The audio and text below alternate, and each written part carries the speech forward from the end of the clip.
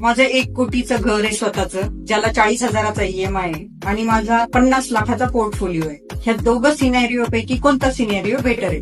तर बघा मित्रांनो, तुम्ही 1 कोटीचं स्वतःचं घर घेतलंय, ज्याला 40,000चा EMI आहे. तुम्हाला EMIचं बर्डन आहे. पण जर तुमचा 50 लाखाचा पोर्टफोलिओ तुम्हाला तयार करायचा आहे, तर त्याच्यासाठी तुम्हाला जे डाऊन पेमेंट केलंय तेवढी अमाऊंट फक्त म्युच्युअल फंडात लमसम टाकायची आहे. 40,000चा EMI तर तुम्ही भरू शकताय, तेवढी SIP करायची आहे. कमिंग इयर्स मध्ये 5 ते 10 वर्षामध्ये तुम्ही ही जी इन्व्हेस्टमेंट केली आहे, ह्याच इन्व्हेस्टमेंट मधून काही पार्शियल अमाऊंट काढून तुम्ही कोटी रुपयाचं घर विकत घेऊ शकता कॅशमध्ये.